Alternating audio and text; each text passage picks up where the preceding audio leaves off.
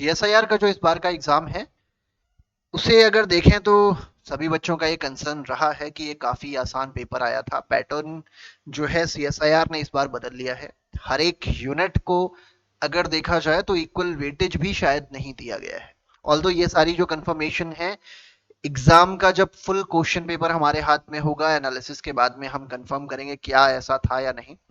तो बट जितना भी रिस्पांस मिला है, जितना भी मेमोरी बेस्ड जो क्वेश्चंस हमें मिले हैं, उसको देख के ये तो समझ में आता है कि एग्जाम आसान था। पैटर्न पहले से बदला है। 4 नंबर के जो क्वेश्चंस थे वो बी पार्ट की तरह ही लग रहे थे, 2 नंबर के क्वेश्चन ही लग रहे थे। तो इस बात की तो श्योरिटी वैसे लग रही है कि पेपर बहुत आसान आया था। पैटर्न भी काफी चेंज हुआ है, हर एक यूनिट को उतनी वेटेज दी गई है कि नहीं, इस बात को कंफर्म करने के लिए हमें थोड़ा वेट करना पड़ेगा। बट अगर हम देखें तो सीएसआईआर का जो काम है इस पूरे एग्जाम में, उसका जो रोल है वो है सिलेबस को डिजाइन करना, फेलोशिप को प्रोवाइड करना, उसमें कैसे क्वेश्चंस होंगे इसके बारे में भी सीएसआईआर बहुत कीन मॉनिटरिंग करता है और पेपर भी वही बनाता है। बट जब से नेशनल टेस्टिंग एजेंसी आई है, इसने कई सारे नेशनल एग्जाम्स को कराने के का जिम्मा लिया है, जिसमें से सीएसआईआर का भी एग्जाम एनटीए कराने लगा है। और प्रोबेबली इस बार जो एग्जाम का पेपर सेट किया गया है एनटीए द्वारा किया गया है, क्योंकि इतना ड्रास्टिक चेंज आना पॉसिबल नहीं है। क्योंकि अगर आप, जाहिर सी बात है, अगर मैं कोई क्वेश्चन पेपर बना रहा हूं तो आज जो मैंने पैटर्न फॉलो किया है, मेरा माइंडसेट एक फिक्स है। मैं नेक्स्ट टाइम भी जब क्वेश्चन पेपर बनाऊंगा मैं वही पैटर्न बनाऊंगा, क्योंकि पहले के जो क्वेश्चन पेपर्स हैं वो मेरे लिए काम करते हुए आए हैं। और सीएसआईआर में देखा जाए तो पिछले 20-22 सालों से जो भी एग्जाम होता रहा है उसमें एक पैटर्न रहा है। और वो एक्सपेरिमेंटल डिफिकल्ट क्वेश्चंस जो माइंड का एकदम ड्रिलिंग करते हैं कि पता लग जाए कि हाँ यार, बच्चे को वाकई समझ में आया था कि नहीं।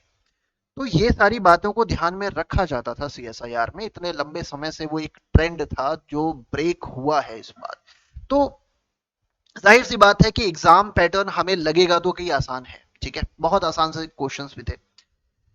लेकिन इस बारे में जो इंफॉर्मेशन है वो हमने भी जब रीच आउट करने की कोशिश करी, सीएसआईआर एचआरडीजी यहाँ पे, तो वहाँ के जो हायर ऑफिशियल्स हैं, मैं हायर ऑफिशियल्स वर्ड जब यूज कर रहा हूँ तो मान के चलिए जो उस लेवल पे डिसीजन मेकिंग है, उन पर्सन्स की बात कर रहा हूँ जिनसे हमने कंसर्न रेज किया, हमने बात की, हमने बताया आप लोगों की बातें कि सर पेपर वाकई बहुत आसान था, बच्चे थोड़े से डरे हुए हैं कि मेरिट कहीं इतनी आउट ऑफ हैंड ना चली जाए कि दिक्कत हो जाए। तो they are also very sensitive about it, क्योंकि इस समय एग्जाम और पेपर, पेपर लीक एक्सेट्रा जो मुद्दे हैं वो काफी ज्यादा नेशनल पॉलिटिक्स में चल रहे हैं, जिसकी वजह से they are also very sensitive about it. तो उन्होंने भी मतलब ये कंसर्न को ध्यान से सुना, समझा, और उन्होंने भी डिस्कशन किया है अपनी मीटिंग जो भी उन्होंने की होंगी। तो उन्होंने भी ये बात को एक्नॉलेज किया कि पेपर वाकई आसान आया था। जो आगे वाले आने वाले जो एग्जाम है उसके लिए फिर हम लोगों ने पूछा कि यार सर, क्या हम लोग आगे वाले एग्जाम के लिए क्या पैटर्न फॉलो करें, कि क्या यही पैटर्न फॉलो होगा, आसान वाला फॉलो होगा, या जो पहले पैटर्न आता था वही फॉलो होगा। तो इसके बारे में भी हमें इंफॉर्मेशन तो यही मिली है कि ये एक तरीके का टेस्ट था जो बस एक पैटर्न चेंज करके चेक किया गया था। बट आगे आने वाले एग्जाम में आपको वापस से पुराने तरीके से जो क्वेश्चंस आते रहे हैं, एक्सपेरिमेंटल बेस्ड एनालिटिकल जो क्वेश्चंस आते रहे हैं, वो आपको वापस एग्जाम में दिखने वाला है। तो अगर जो भी बच्चे इस एग्जाम को देने के बाद तैयारी करना चाहते हैं और वो ये माइंडसेट बना के बैठे हैं कि जैसा एग्जाम इस बार आया था वैसा ही अगला आएगा, तो थोड़ा सा आप रुक जाइए, वापस से एनालाइज करिए। एग्जाम अगला जो होगा वो इतना आसान नहीं होगा। वो वाकई उस वाले पैटर्न में वापस चला जाएगा जहां पे एग्जाम स्टैंड करता है सीएसआईआर का, ठीक है, उसका एक लेवल है। हम जब भी बायोलॉजिकल साइंस में बात करते हैं या साइंस फील्ड में बात करते हैं तो हम कहते हैं नेट जेआरएफ का जो एग्जाम का लेवल है वो टॉप पे है। उसके बाद किसी एग्जाम का, बायोलॉजिकल साइंसेस में अगर आप किसी भी एग्जाम को उठाओगे तो सीएसआईआर के लेवल के नीचे ही आते हैं। तो वो लेवल वहां पे हमेशा मेंटेन होगा, इस बार वापस से वहां पे चला जाएगा अगर इस बार थोड़ा बहुत ड्रॉप हुआ है तो, ठीक है। तो मेक श्योर इस बात को ध्यान में रखिएगा बच्चे कि अगर आप तैयारी दोबारा से दिसंबर 2026 के लिए, क्योंकि ये इंपॉर्टेंट इंफॉर्मेशन है, दिसंबर 2026 के लिए अगर तैयारी कर रहे हैं, तो ये मत सोचिएगा इस बार का पेपर अगर वन लाइनर आया था, थर्ड पार्ट सी के अंदर 4 नंबर के क्वेश्चन बहुत आसान आए थे, तो अगला भी होगा। ये पॉसिबिलिटी जो है थोड़ी कम होती हुई लग रही है, ठीक है। तो हम लोग जितना कर सकते थे इस मुद्दे पर बात कर सकते थे, अपनी बातों को रेज कर सकते थे, बातों को हायर अथॉरिटी तक पहुंचा सकते थे, वो काम हमने भी किया है। और आई होप आप में से भी जो लोग थोड़े से जागरूक होंगे, जो अपनी बातों को आगे पहुंचा सकते हैं, उन्होंने भी कोशिश की होगी अपनी बातों को आगे पहुंचाने के लिए, तो उन्होंने किया होगा, ठीक है। अच्छा, एक छोटा सा और पॉइंट है जो मैं यहाँ पे डिस्कस करना चाहूंगा कि सीएसआईआर के लिए में जो लाइफ साइंस का जो एग्जाम था, वो तो हम लोग कह सकते हैं कि काफी हद तक आसान आया था। बट यहीं पे 3 एग्जाम और होते हैं ना। अब केमिस्ट्री और फिजिक्स के बारे में जब हमने बात की, उसके बारे में जब जानने की कोशिश की, बच्चों से भी पूछा, और जो उनके रिलेटिव फैकल्टीज हैं उनसे भी डिस्कशन किया, तो हमें एक बात समझ में आई कि उनका एग्जाम जो था उसमें पैटर्न अभी भी वैसा था। यानी कि अगर एनटीए का ही अगर हम मान के चलें, तो लाइफ साइंस का तो सिर्फ एग्जाम बनाएगा नहीं, फिजिक्स का भी बनाएगा, केमिस्ट्री का भी बनाएगा, होगा ना। तो उन्होंने अगर जिसने भी पेपर बनाया है फिजिक्स केमिस्ट्री का पेपर, उन्होंने लगभग उसी स्टैंडर्ड का मेंटेन किया है। बट लाइफ साइंस के लिए स्पेसिफिकली अगर बात की जाए, तो एक पैटर्न ब्रेक है जो हो सकता है, क्योंकि सीएसआईआर एक रिसर्च ओरिएंटेड बॉडी रही है जो रिसर्च को प्रमोट करती है। तो जाहिर सी बात है वो रिसर्च करने में या कुछ चीजों को बदल के चेंज को देखने में वो बिलीव रखते हैं। तो उन्होंने हो सकता है इस बार एक चेंज करने की कोशिश की हो, जो पैटर्न ब्रेक करने की कोशिश की हो, जिसके बेसिस पे वो फ्यूचर में कुछ इंप्लीमेंट करना चाहते हो। इसकी वजह से हो सकता है ये चेंजेस आए हों, ठीक है। तो इस बात को मद्देनजर रखते हुए अगर आप ध्यान दोगे, तो ये बात कतई मत सोचिए, क्योंकि जून का जो जुलाई वाला जो एग्जाम है ये तो चला गया। अब अगले एग्जाम के बारे में सोचना है ना, तो अगले एग्जाम के बारे में सोचने के लिए मेरा जो ओपिनियन है वो तो यही रहेगा कि दिसंबर के लिए अगर आप तैयारी कर रहे हो, तो पैटर्न जो इस बार आया था उसको फॉलो करने की जगह पुराना वाला जो पैटर्न है उसी को फॉलो करिएगा और उसी लेवल पे पढ़ाई करिएगा। क्योंकि अगर उस लेवल पे पढ़ाई की, अगर आसान दोबारा से अभी आ गया तो भी सॉल्व हो जाएगा, लेकिन अगर आसान के लिए तैयारी कर ली और अगला पेपर टफ आ गया, तो भूल जाओ, ठीक है।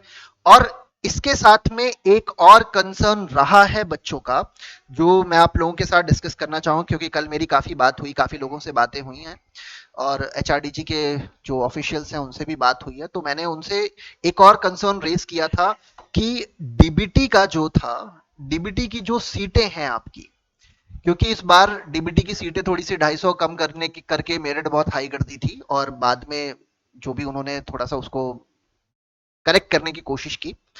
तो क्या डीबीटी की जो सीटें हैं सीएसआईआर में ऐड होंगी या नहीं होंगी? तो ये एक इंफॉर्मेशन मिलके आई है कि डीबीटी की 500 सीटें जो हैं वो सीएसआईआर के एग्जाम में ऐड होने वाली हैं। लेकिन यहां पे एक ट्रिक है, एक पॉइंट है। उन्होंने ये कहा कि साथ में कि लेकिन ये एश्योर नहीं है कि अब इसकी 250 सीटें, क्योंकि डीबीटी तो साल में एक बार एग्जाम कराता है, सीएसआईआर 2 बार कराता है, तो क्या दोनों बार 500 सीटें ऐड हो जाएंगी? या सबसे सिंपल सा काम है कि अगर 500 सीटें अगर टोटल वो साल भर में डीबीटी ऐड कर रहा है, तो 250 एक एग्जाम में दे दिया, 250 एक एग्जाम में दे दिया। ऐसा पॉसिबल है, ये एक नॉर्मल लॉजिक कहता है। बट ये बात करेक्ट नहीं है। करेक्ट ये है कि 500 सीटें तो डीबीटी की ऐड होंगी, ये बात कंफर्म है। लेकिन वो दिसंबर वाले में 50% होंगे और 50% जून वाले में होंगे, ऐसा जरूरी नहीं है। हो सकता है 100% वो जून वाले में ऐड कर दें, 100% जुलाई वाले में दिसंबर वाले में ऐड कर दें, या 50-50 ऐड कर दें। वो उनकी मर्जी के ऊपर डिपेंड करता है, और उनके जो भी उनके डिसीजंस हैं उनके ऊपर डिपेंड करता है। बट हाँ, सीटें बढ़ेंगी ये बात कंफर्म है। लेकिन इसी दिसंबर की सीटें बढ़ जाएंगी ये कंफर्म नहीं है। हो सकता है अगले जुलाई की सीटें बढ़ जाए, अगले जुलाई में 500 सीटें दे दे, दिसंबर में वही नॉर्मल जो सीएसआईआर की सीटें हैं उतनी ही रखें। तो ये कुछ इंपॉर्टेंट पॉइंट्स हैं जो आपको पता होने चाहिए एग्जाम की तैयारी करने से पहले, ठीक है। तो एक पॉइंट तो ये कि आप जो पैटर्न अभी भी फॉलो कर रहे थे उसको फॉलो करिएगा, उसी के बेसिस पे एग्जाम की तैयारी करिएगा। दूसरा पॉइंट, जो डीबीटी की जो सीटें हैं, जो आप लोग कई बार कंसर्न रेज कर रहे थे कि सर डीबीटी की क्या सीटें ऐड होंगी नहीं होंगी, क्या सीटें होंगी, तो यस, डीबीटी की सीटें ऐड हो रही हैं। 500 डीबीटी ने अपनी सीटें ऐड करवाई हैं, सीएसआईआर को भेज दिया है कि आपके पास में हमारी 500 सीटें हैं, जो आप अपने जो एग्जाम कराते हो उसके बेसिस पे 500 बच्चे जो होंगे वो डीबीटी की फेलोशिप, मतलब सीएसआईआर की फेलोशिप होगी, लेकिन उसे डीबीटी पैसा देगा, ठीक है। इतनी बातें आई थिंक आप लोगों को समझ में आ गई। चलो, अब ये बात तो हमें समझ में आ गई कि दिसंबर की तैयारी हमें करनी है। अब पॉइंट आता है कि दिसंबर की तैयारी कैसे करें, क्या करें, क्योंकि सिलेबस चेंज हुआ है। तो बच्चे एक चीज मैं ये कहूंगा कि आप अगर कोर्स हमारा परचेज करते हो, पेड कोर्स है हमारा, अगर आप इसे परचेज करते हो तो इसमें आपको एक कॉम्प्रिहेंसिव पूरी स्टडी, पूरा रोड मैप के साथ में हर वीक में क्या पढ़ना है, मंथ में क्या पढ़ना है, ये सारी इंफॉर्मेशन आपको मिलती रहेगी। उसके अकॉर्डिंग आपको बस आपकी किताब, कॉपी और नोट्स उठाने हैं जो आपको हमने पढ़ाया है, बस उतना रिवाइज करते रहो, मॉक टेस्ट सॉल्व करते रहो, पीवाईक्यू सॉल्व करते रहो और डिस्कशन करते रहो। आप अगले 4 से 5 महीने में इस लेवल पे आ जाओगे जहां पे आप जेआरएफ क्वालिफाई कर सको। ठीक है, हमारा जो बैच है ज्ञान सेतु बैच, इसमें हम पूरा कोर्स तो कवर करा ही रहे हैं, साथ में हम आपको हर वीक की टाइमिंग बता देंगे कि किस दिन हम कौन सा लेक्चर कब लेके जाने वाले हैं। ठीक है, उसके बाद पूरा वीक का जब लेक्चर्स खत्म होंगे तो वीक के एंड में संडे के दिन आपका, इसमें टाइमिंग नहीं लिखी गई है बट ये 9 PM है, शाम के 9 बजे, रात के 9 बजे आप सोने से पहले एक मॉक टेस्ट देंगे जो आपके पूरे वीक की एनालिसिस होगी। जो भी हम लोगों ने यहाँ पे पढ़ा है बैच में या यूट्यूब के ऊपर, वो सभी का एक मॉक टेस्ट होगा। तो उस मॉक टेस्ट से आपको बहुत फायदा मिलेगा, रिवीजन आपका हर वीक का पता लगता रहेगा। और ये वीकली मॉक टेस्ट के बाद में आपको मंथली मॉक टेस्ट भी मिलेगा कि मंथ खत्म हुआ, अगस्त खत्म हुआ, तो अगस्त के एंड में एक और मॉक टेस्ट आ गया, मंथली मॉक टेस्ट जिसमें 100 क्वेश्चन के करीब होंगे जो आपका पूरे मंथ की स्टडी को कवर करेंगे। यूनिट कवर होती है, उस यूनिट कवर होने के उसी हफ्ते में आपको यूनिट वाइज मॉक टेस्ट भी मिल जाएंगे, 100-200 क्वेश्चन उसमें भी होंगे।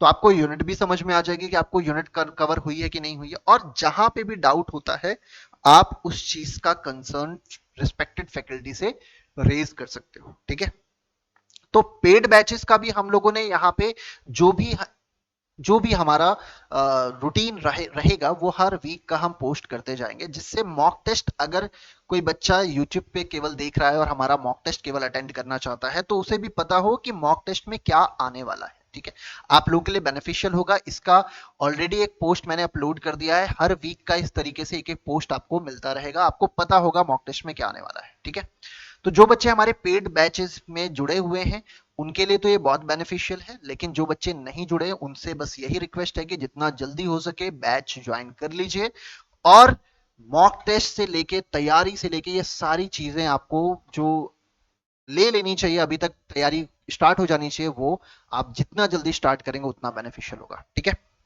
तो YouTube पे भी हमारी क्लासेस ऐसा नहीं है कि रेगुलर नहीं होंगी, YouTube पे भी हमारी क्लासेस रेगुलर बेसिस पे चलेंगी, और YouTube पे भी जो हम पढ़ाएंगे वो टॉप नॉच पढ़ाएंगे। हाँ, YouTube पे उतनी टाइमिंग नहीं हम दे सकते हैं, जैसे यहाँ पे अगर हमारी क्लासेस की आप बात करो तो 2.5 घंटे से 3 घंटे का एक लेक्चर होगा, पर डे 2 लेक्चर हो रहे हैं। ठीक है, और YouTube पे हमारा 1 से 1.5 घंटे का लेक्चर होता है। तो अगर आप मैच करोगे, कंपेयर करोगे, अगर 2.5 घंटा अगर मिनिमम भी अगर लेते हो तो 5 आवर्स के लेक्चर्स होते हैं, और यहाँ पे 1.5 आवर्स के लेक्चर्स होते हैं, तो फर्क है। ठीक है, बट YouTube पे भी हम बहुत अच्छे से जो भी पढ़ाएंगे, जो टॉपिक कवर करेंगे वो अच्छे से कवर करेंगे। बाकी आपकी मर्जी है, लेकिन मेरा सजेशन यही रहेगा कि आप जितनी जल्दी ज्ञान सेतु बैच को ज्वाइन करें, आप लोगों के लिए बेनिफिशियल है। और जो भी आपके कंसर्न है डीबीटी को लेकर, सीएसआईआर को लेकर, या जो भी आपको कोई रिव्यू है जो आप देना चाहते हो, जो आप चाहते हो कि हमारे थ्रू हम हायर अथॉरिटी पे पहुंचा सकें, आप मैसेज जरूर करिएगा। अगर हमें वो लगेगा कि वो मैसेज हायर अथॉरिटी में पहुंचाने लायक है, भले सिली सा होगा लेकिन हम उसे पहुंचाने की कोशिश करेंगे। ठीक है, तो हमारे कनेक्शंस हैं, अगर उन कनेक्शंस को आप यूज करके अपनी बात को वहां तक पहुंचाना चाहते हो, और आपके जो ओपिनियंस हैं वो मैटर करते हैं, क्योंकि हायर अथॉरिटीज इस समय बहुत सेंसिटिवली मॉनिटर कर रही हैं चीजों को। वो हमसे भी उन्होंने कांटेक्ट खुद ही किया कि आपसे हम एक ओपिनियन ले सकें, रिव्यू ले सकें कि इस बार का एग्जाम में बच्चों का क्या ओपिनियन रहा है, फैकल्टीज का क्या रहा है जो सीएसआईआर से जुड़ी हुई है। तो आप में से अगर कोई इंटरेस्टेड है अपनी बात को आगे तक पहुंचाने के लिए, तो हमारा चैनल ओपन है, आप मैसेज करके, कमेंट करके आप हमें बता सकते हैं, जिससे हम आपके मैसेज को आगे कन्वे कर सकें। ठीक है, थैंक यू सो मच, आज की वीडियो के लिए इतना ही बहुत है। आगे भी हमारे ऐसे वीडियोस के लिए, जो लेक्चर्स हैं उनके लिए हमसे जुड़े रहिएगा, सब्सक्राइब चैनल को जरूर करिएगा। थैंक यू सो मच, मिलते हैं अगले लेक्चर में, बाय बाय एवरीवन।